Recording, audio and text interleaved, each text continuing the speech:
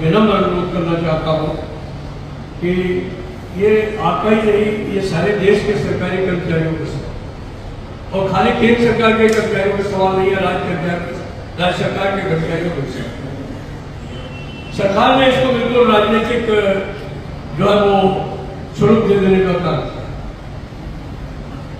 क्योंकि उनको मालूम था कि दिल्ली के चुनाव हार जाएंगे, तो इसलिए उन्होंने पूरी कोशिश की कि जो भी पिटारा खोला जा सकता है सरकारी कर्मचारियों के लिए खोलने का काम।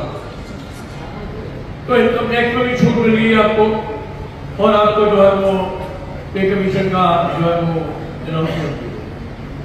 लेकिन अभी आप देखिए कि अनाउंसमेंट के बाद उस समय तो ऐसा लगा था कि ऐसे लग रहा था कि बस अभी कल ही ये कमेटी बन जाएगी, फॉर्म हो जाएगा। मैं कहीं बाहर था तो मुझे फोन करके वापस बुलाया गया, यूनिवर्सिटी सेक्रेटरी ने कहा कि टाइम से रेफरेंस पा करके फाइनल कर लीजिए। तो मैं कक्षाट करके आगे तो उसकी मीटिंग को किया, और मीटिंग करने के बाद में जो हमें कहना था, हमारे लोगों को कहना था, उन्होंने कहा भी, उनको लिख के भी दे दिया। उसके बाद में फिर सन्नाटा। देखिए, इसमें तो कोई शक नहीं है कि पे कमीशन आएगा, उसको कोई रोक नहीं पाएगा। पे कमीशन 1 जनवरी 2026 से ही लागू होगा, उसमें भी कोई।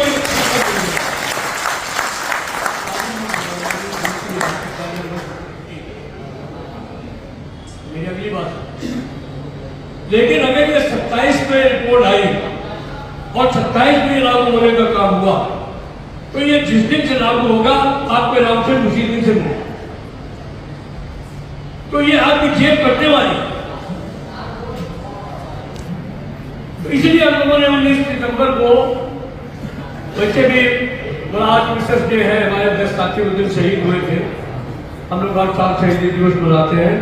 हम लोगों ने वो दिन चुन करके 8वें वेतन आयोग को गठन की मांग को लेकर के जो है सारे देश भर में आंदोलन करने का फैसला किया। मेरी सभी आप साथियों की विनती है, आप लोग जहां भी है, आप अपने को इंडिविजुअल मत समझो। अगर आप अपने इंडिविजुअल समझते हैं तो बहुत बड़ी कमी है। आप खुद लीडर हैं, जहां आप काम कर रहे हैं वहां कुछ लोगों को लीड करते हैं या नहीं करते? करते हैं कि नहीं करते? उनके लीडर है ना, उनको इस मामले में भी जहां यूनियन प्रदर्शन करे वहां खुद भी करें। अब तो वो जमाना है नहीं, जब हम नौकरी में आए थे तो सबसे बड़ा दुश्मन जो है वो हमारा जेई, और जो उसके ऊपर वाला चार्जर सबसे बड़ा दुश्मन, फोरमैन उससे बड़ा दुश्मन, चार्जमैन फोरमैन सबसे बड़ा दुश्मन। तो उस जमाने में यूनियन में घुसने भी नहीं देते थे चार्जमैनों को, फोरमैनों को। मैं तो जितनी मुश्किल से यूनियन में प्रवेश पाया हूँ मैं जानता हूँ। सीक्रेट मैंने चुनाव किया डेलीगेट का, तो मैं डेलीगेट के चुनाव वो सोच रहे थे पहले यूनियन इंजीनियर्स के या चार्जमैनों की एक अलग कॉन्स्टिट्यूंसी हो, जब तक मैं नहीं लड़ने का फैसला, तब तक उनकी अलग कॉन्स्टिट्यूंसी थी कि सारे चार्जमैन वोट डालेंगे, एक आदमी हो जाएगा चार्जमैन फोरमैन, हो जाता था डेलीगेट। जब मैंने कहा मैं चुनाव लड़ूंगा तो उन्होंने कहा नहीं, ये चार्जमैन फोरमैन और टेक्नीशियन और खलासी सब एक में मिला दो और फिर चुनाव। लेकिन वो हराने वालों के मंसूबे फेल हो गए, उसमें सबसे ज्यादा वोट डेलीगेट के हमी को मिले, तो उनके डरने वाले लोगों में हमने शुरुआत से यही गुटकी पी के ही पैदा।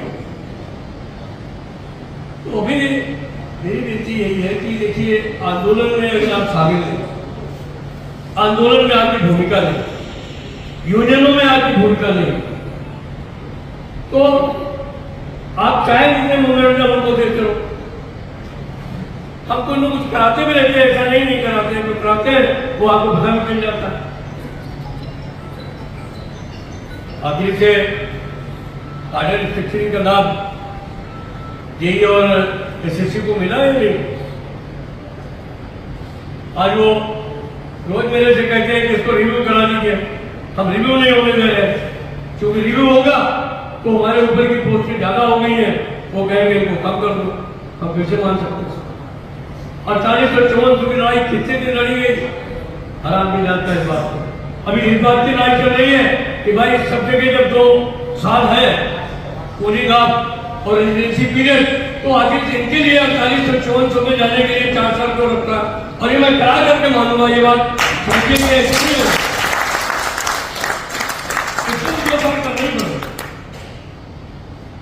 ये फंक्शन नॉन फंक्शन का भेद डाल करके और उसमें समय सीमा बढ़ा देना ये बिल्कुल गलत है। मैंने इसको डीओबीटी में भी बात किया है, डिपार्टमेंट ऑफ एक्सपेंडिचर में भी बात किया है और इनमें भी बात करते हैं।